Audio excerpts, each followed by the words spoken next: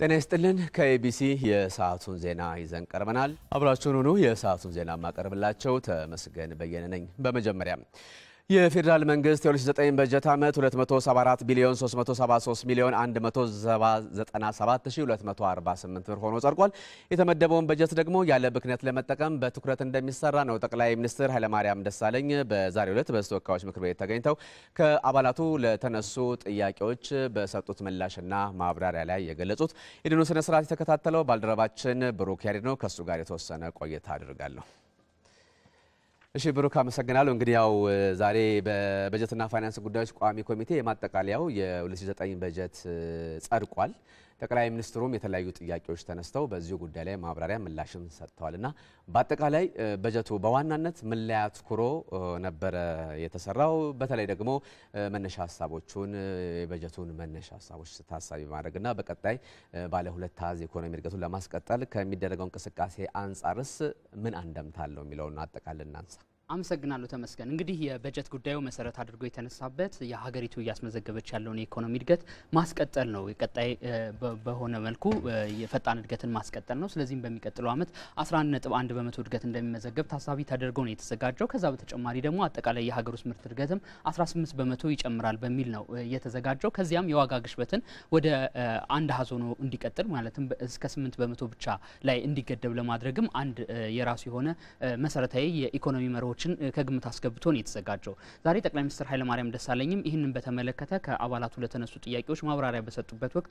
እንዳስቀመጡት ባለፈው ጊዜ እንግዲህ ከፍተኛ የሆነ የኤሊኖ አደጋ በመኖሩ የተነሳ የምርት መቀነስ አጋጥሟል። ነገር ግን በኢንዱስትሪ ዘርፍና በአገልግሎት ዘርፍ በመጣው ለውጥ የ7 በመቶ የሚሆን እድገት በሁለቱ ዘርፍ ብቻ መመዝገብ ተችሏል። ይሄ ከዚህ በፊት እንግዲህ በማይመዘገብ የነበረና አሁን የመጣ ለውጥ ነው። ከዛ በተጨማሪ ግብርናው በራሱ እንዲም ሆኖ 3 በመቶ እድገት አስመዝግቧል። በጥቅሉ 8.5 በመቶ የሚሆን እድገት እንደሚመዘገብ ነው ያስቀመጡት። ስለዚህ ቀጣዩንም እድገት በዚህ መልኩ ለማፋጠን ስራዎች እየተሰሩ መሆኑን ገልጸዋል።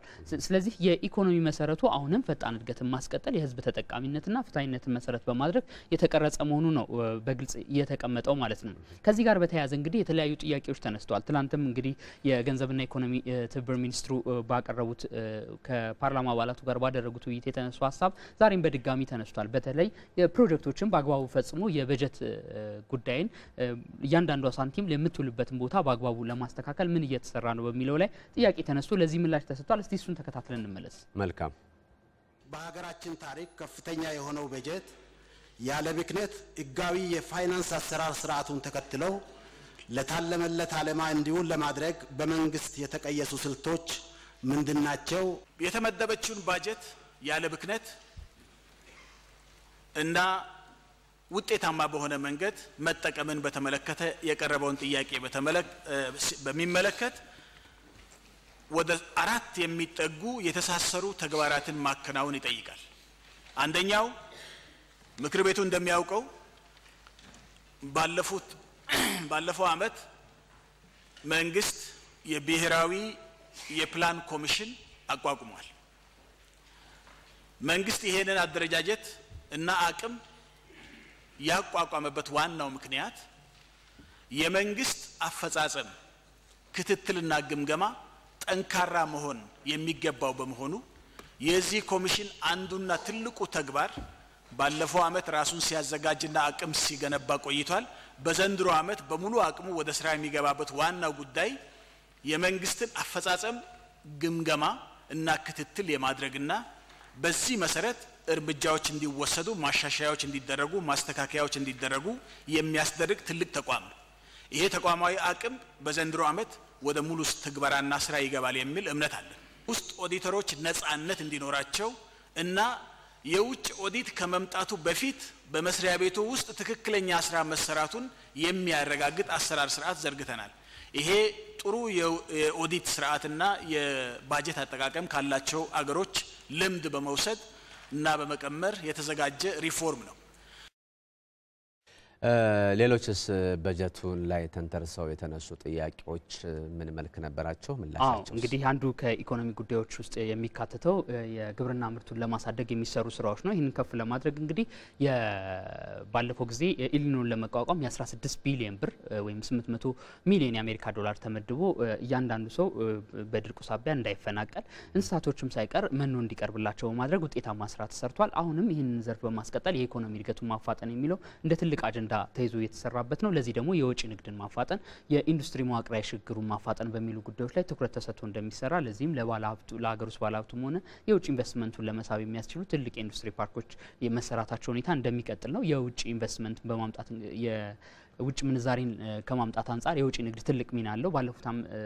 ባለፈው አመት 20 በመቶ የምርት እድገት ቢኖርም ግን በዓለም ገበያ የዋጋ መቀነስ ያመጣው የዋጋ ወይም የገቢው መቀነስ አለ። ይህንን ለማስተካከልም አሁንም ምርታማነትን ማሳደግ በተለይ ደግሞ እነዚህ በሚገነቡ የኢንዱስትሪ ፓርኮች አማካኝነት ከጥሬ አቅርቦት ይልቅ የኢንዱስትሪ ምርቶችን ለዓለም ገበያ የማቅረብ ሂደት ተጠናክሮ እንደሚቀጥል አንስተዋል። በነገራችን ላይ እንግዲህ ያው ጠቅላይ ሚኒስትር ኃይለማርያም ደሳለኝ ፓርላማ በሚገኙበት ጊዜ ከበጀቱ ጋርም በተያያዘ ብቻ ሳይሆን ሀገራዊ ፖለቲካዊ ጉዳዮችም አብሮ የሚነሱ ነው የሚሆነው። በቀጣይነት የተነሱት ርዕሰ ጉዳዮች በቅርቡ የተባበሩት መንግስታት የጸጥታው ምክር ቤት ተለዋጭ አባል ሆና በከፍተኛ ድምጽ ተመርጣለች። እንግዲህ ከ90ዎቹ 85ቱ ናቸው ይሁንታ የሰጧት። ስለዚህ ይሄ ሁሉ ይሁንታ የተሰጠበት በመሆኑ እዚህ ላይም ምንድነው ወደፊት ከኛ ምን ስራ ይጠበቃል የሚለውንም ተነስቶ ነበር። ሌላው እንግዲህ ያው የኤርትራ መንግስት በተከታታይ ጊዜ የሚያደርጋቸው ትንኮሳዎች አሉ። ይህንስ ለማስታገስ መንግስት ምን እየወሰደ ነው በሚልም የተነሱ ጥያቄዎች ነበሩ። እስቲ ከተመልካቾቻችን ጋር እሱን ተከታትለን እንመለስ። ጥሩ። በተባበሩት መንግስታት ድርጅት የጸጥታው ምክር ቤት ተለዋጭ አባል ሆና በቅርቡ በከፍተኛ ድምጽ ተመርጣለች። ይህ ለሀገራችን ሁለንተናዊ እድገት ያለው እንድምታ ምንድነው? ይሄ በዛች የተባበሩት መንግስታት አዳራሽ በተሰጠ ድምጽ የተወሰነ አይደለም። ይሄ የተወሰነው ኢትዮጵያ ለባለፉት 20 ዓመታት በሰራችው ስራ መሰረት የተወሰነ ነው። አገራችን ከዚህ የምናገኘው ትምህርት ቢኖር አገራችን በዓለም ህብረተሰብ ዘንድ ያላት ተአማንነት ያላት ከበሬታ በእጅጉ ትልቅ መሆኑን ያሳያል። መላው ዓለም ለዚህ ሀገር ይሄን ከበሬታ ከሰጠ በእኛ ላይ የተጫነው ኃላፊነት በጣም ከባድ እንደሆነ ማየት ይገባናል። ይሄ ተአማንነት እንዳይሸረሸር ይሄ በእኛ ላይ የተሰጠው ኃላፊነት ለመወጣት የሚያስችል ዝግጅት አድርገን በየጊዜው መስራት የሚገባንን ኃላፊነት ተጨማሪ ኃላፊነት ነው የሰጠን። ስለዚህ በዚህ ደረጃ ማየት ተገቢ ነው የሚሆነው። የኤርትራ መንግስት ሀገራችንና አካባቢውን ከማተራመስ እንዲቆጠብና አደብ እንዲገዛ ለማድረግ በመንግስታችን በኩል እየተደረገ ያለው ጥረት ምን ይመስላል? ይሄ መንግስት በቅርቡ በጾረና ግንባር አካባቢ የተተናኮሰው እቺ የዓለም አቀፍ ህብረተሰብ በይፋ እና በግላጭ ያጋለጠው ነገር ኢትዮጵያና ኤርትራ ተቆራቆሱ ብሎ የዓለም ህብረተሰብ አይኑንና ሐሳቡን ወደዚህ እንዲያዞር ለማድረግ ነበር ጥረት ያደረገው። እኛ ግን እሱ ባዘጋጀልን ወጥመድ መግባት አልፈለግንም። ያደረግነው ነገር ቢኖር መልስ የምትሰተን አርፈ ቁጭ በል ብለን እዛ አሳርፈ ነው። ነገር ግን የተጋለጠው ነገር እንዲጋለጥ እንዲፋፋም ነው ያደረግነው።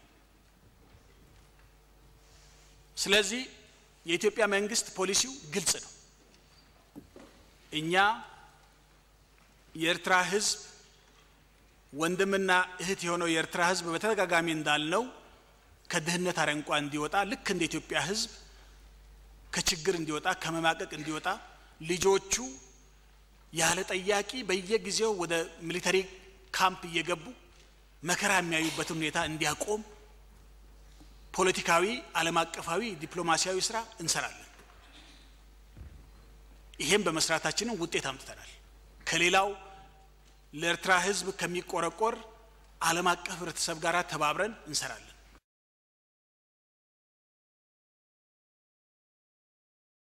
ከውጭ ዲፕሎማሲው ባሻገር እንግዲህ አሁን ያለው የኢኮኖሚ እድገት በኢትዮጵያ የተመዘገበው የኢትዮጵያ መንግስት የሚለውና ዓለም አቀፉ የገንዘብ ተቋም IMF የሚለው ቁጥር አሁን አንድ አይነት ወደሚሆንበት ደረጃ ላይ ደርሷልና ስለዚህስ ምን ማለት ይቻላል የሚለውን አንስተን እንሰናባበት። እንግዲህ IMF ሁልጊዜም ሲተነብይ ዝቅ ያለ ትንበያ ነው የሚያስቀምጠው። በአሁኑ ግን ጠቅላይ ሚኒስትር ኃይለማርያም ደሳለኝ እንደገለጹት ትንበያው እኩል ነጥብ ላይ ደርሷል። ሁለቱም 8.5% እድገት እንዲያስመዘግብ የ2008 በጀት ማለት ነው የጋራ መግባባት ላይ ደርሰዋል።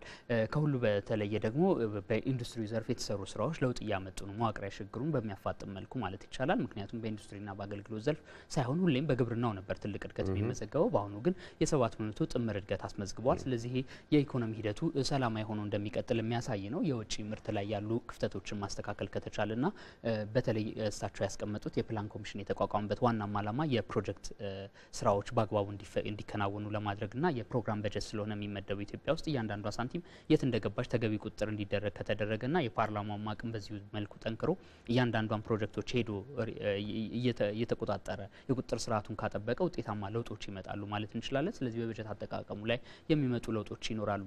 በነገራችን ላይ ተጨማሪ መረጃዎችን በማታ የዜና ወጃችን ይዘን የምንቀርብ ነው የሚሆነው። ለአሁኑ ግን ይህን ይመስላል። ተመስገን ብሩክ ያሬድ በጣም አመሰግናለሁ። አመሰግናለሁ። መልካም የስራ ጊዜ። ከኢቢሲ የሰዓቱ ዜና እንደቀጠለ ነው። የመደወላቡ ዩኒቨርሲቲ በሻሸመኔ ከተማ ተጨማሪ ካምፓስ ሊከፍት ነው። የካምፓሱ መከፈት ደግሞ የሻሸመኔ ከተማ ሕዝብ ያነሳ የነበረውን ጥያቄ የመለሰ መሆኑን የዩኒቨርሲቲው የቦርድ ሰብሳቢና የትራንስፖርት ሚኒስትሩ ዶክተር ወርቅነህ ገበየሁ ተናግረዋል። የመደወላቡ ዩኒቨርሲቲ በተለያዩ ትምህርት መስኮች ያሰለጠናቸውን ተማሪዎች አስመርቋል። ከዩኒቨርሲቲው የውጭና ግንኙነት ዘገባው ለኢቢሲ ተልኳል። የሚያቀርበው አየለ ጌታቸው።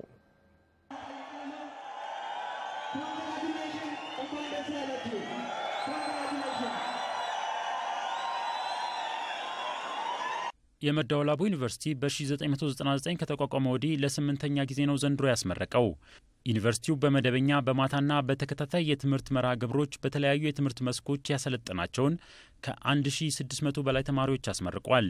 በምረቃ ስነ ስርዓቱ ላይ በክብር እንግድነት የተገኙት የኢፌዴሪ ትምህርት ሚኒስትር አቶ ሽፈራው ሽጉጤ እንዳሉት መንግስት ለመምህራን ልማት ትኩረት አድርጎ እያከናወነ ባለው ስራ መልካም ውጤት ተመዝግቧል።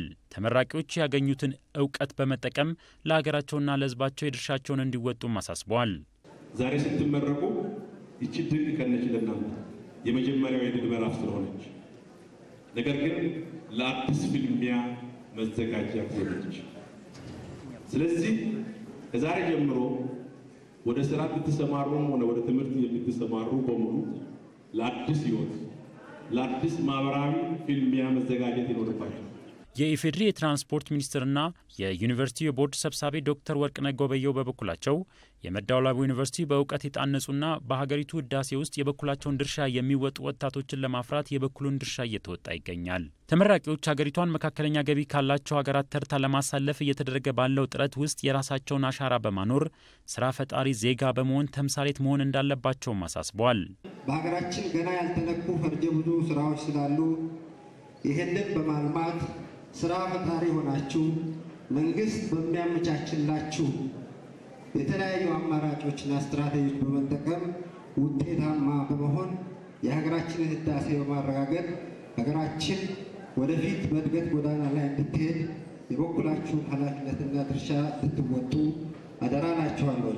የዩኒቨርሲቲው ፕሬዝዳንት ዶክተር ሀብታሙ ተካ እንደገለጹት ዩኒቨርሲቲው የትምህርት ልማት ሰራዊትን በመገንባት የትምህርት ጥራትና አግባብነትን ለማረጋገጥ በርካታ ስራዎችን በማከናወን ላይ ይገኛል።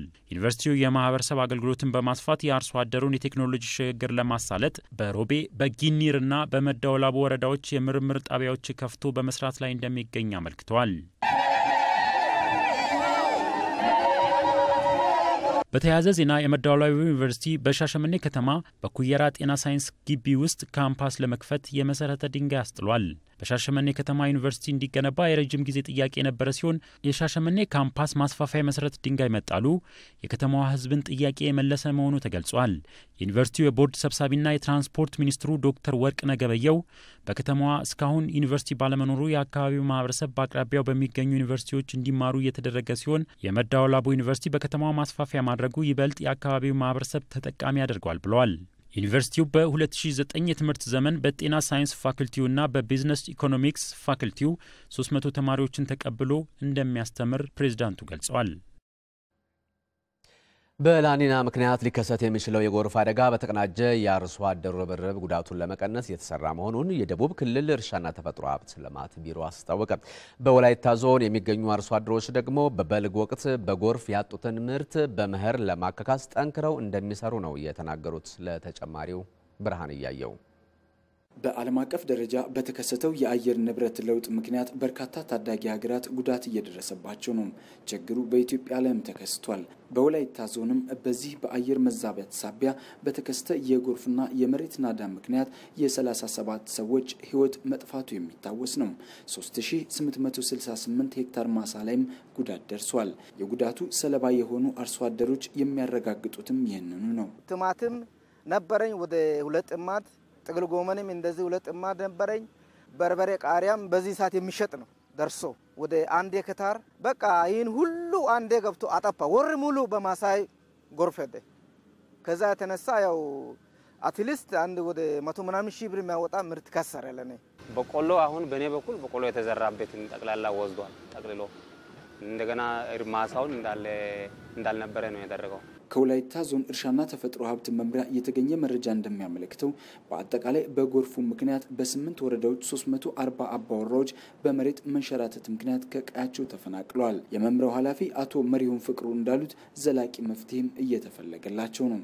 አጠቃላይ ወደ 20 ቀበሌ ካሉት ላይ 2 ቀበሌዎች ሲቀሩ ወደ 8 የሚሆኑ ቀበሌዎች ላይ በተለይ ሲሪየስ የሆነ ችግር ወደፊትም ሊያጋጥም ይችላል ተብሎ 2 የተለዩ ቀበሌዎች ላይ ቦታ ተለይቶ ሰፈራ ለማድረግ ጥናቱ አልቆ በዞን ደረጃ የሚወሰድ መሟላት ያለበት ነገር እየተሟላ ነው ያለው። በቅድመ የአየር ትንበያ ላሊና ሊከሰት ይችላል በተባለባቸው አካባቢዎች ጎርፍ በድጋሚ ጉዳት እንዳያደርስ የማፋሰሻ ቦታዎች ላይ ስራም እየተሰራ ነው። እየተሰራ ያለው ስራ ላይ በቀጣይ ምርታማነታቸው ላይ አስተዋጽኦ እንደሚያደርግም አርሶ አደሮቹ አመልክተዋል። አሁን ሐምሌ ወር ያው የእርሻ ወቅት ነው። ጤፍ ይዘራል። ሌላም የሚዘራበት አቅጣጫ አለ። ያንን ዝናቡን ተጠቅመን ያው እንዘራለን እንጠቀማለን ብለን እያሰብን ነው።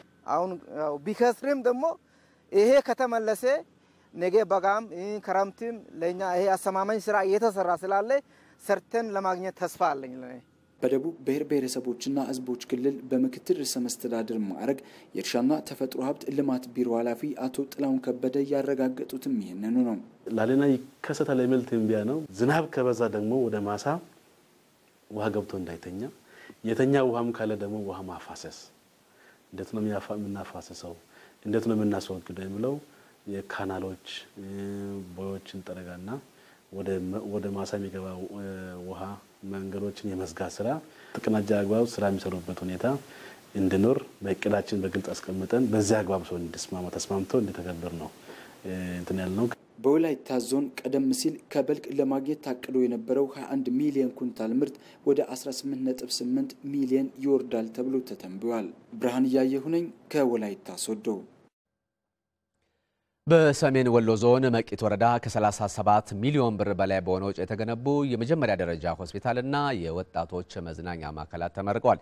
ህብረተሰቡ ተቋማቱን በአግባቡ እንዲጠቀምባቸው የአማራ ክልል ርዕሰ መስተዳድር ገዱ አንዳርጋቸው አሳስበዋል። ለዝርዝሩ ጌታቸው ጫኔ። በሰሜን ወሎ ዞን የሚገኘው የመቄት ወረዳ ከ270 ሺህ በላይ ህዝብ ይኖርበታል። በወረዳው የተለያዩ ጤና ኬላዎችና ጤና ጣቢያዎች ቢኖሩም ህብረተሰቡ ከፍተኛ የሕክምና አገልግሎት በቅርብ የሚያገኝበት እድል አልነበረውም። እኔ አሁን ብዙ በሽታ ኑሮ ቢደሴ ነው ስታከም ይኖርኩት። መጓጓዛው ብቻ እንኳን ገንዘቡ መሄዱ ብቻ ስንት ገንዘብ ነው። የክልሉ መንግስት የሸድሆ መቄት የመጀመሪያ ደረጃ ሆስፒታልን አስገንብቶ በክልሉ ርዕሰ መስተዳድር በአቶ ገዱ አንዳርጋቸው አስመርቋል። በስነ ስርዓቱ ላይ ርዕሰ መስተዳድሩ እንዳሉት በወሊድ ምክንያት አንዲትም እናት መሞት የለባትም የሚለውን መርህ ሙሉ በሙሉ ለመተግበር የተሻለ አገልግሎት የሚሰጡ ሆስፒታሎችን በቅርብ ማሟላት ያስፈልጋል። ልዩ ትኩረት ሰጥቶ እየሰራ ያለው የእናቶችና የህፃናትን ሞት ለመቀነስ በተለይም ደግሞ ወላዶች በቅርብ ከጤና ጣቢያ በላይ የሆኑትን ጉዳዮች በአግባቡ በሆስፒታል ደረጃ አገልግሎቱን እንዲያገኙ ታስቦ የተሰራ ሆስፒታል ነውና እንድትጠቀሙበት እንድትገለገሉበት መላው ህብረተሰብ ሆስፒታሉ ተገቢውን ግልጋሎት እንዲሰጥ እንደራሱ ተቋም ተመልክቶ ተገቢውን እንክብካቤ የጤና አገልግሎቱ የተሳካ ጥራቱን የጠበቀ እንዲሆን የበኩሉን አስተዋጽኦ እንዲያበረክት በዚህ አጋጣሚ ጥሪ ለማስተላለፍ እወዳለሁ። የመቄት ወረዳ ዋና አስተዳዳሪ አቶ ገብረ ሕይወት ሙላቱ በበኩላቸው የሆስፒታሉ መመረቅ የወረዳውን የጤና ልማት ይበልጥ ለማሳካት አይነተኛ ሚና ይጫወታል። የአካባቢው ነዋሪዎችም የተሻለ ሕክምና አገልግሎት ለማግኘት ይወስድባቸው የነበረውን ጉልበት፣ ገንዘብና እንግልት እንደሚቀንስላቸውም ተናግረዋል። የበለጠ ከዚህ ከሰፈራችን ከመንደራችን ገንዘብ የማይፈጅ እዚሁ ተፈጠረልን ሆስፒታል በጣም ትልቅ ደስ ነው ያለኝ እንደኔ። እግዚአብሔር ደግሞ ለሚሰነብት ሰው ይሄ ተሰርቷል። ምናልባት እንግዲህ ተሟልቶ ሲሆን የምታከማለው በቀረው ደግሞ ለልጆቻችን ተስፋ ነው። ጥሩ ነው።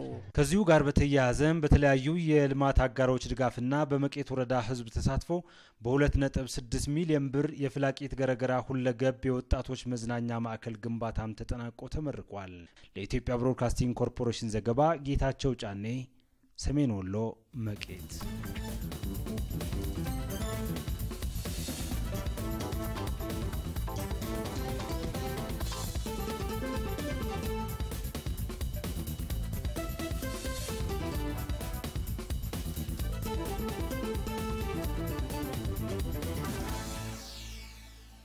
ጤና ይስጥልን። ከኤቢሲ የሰዓቱን ዜና ይዘን ቀርበናል።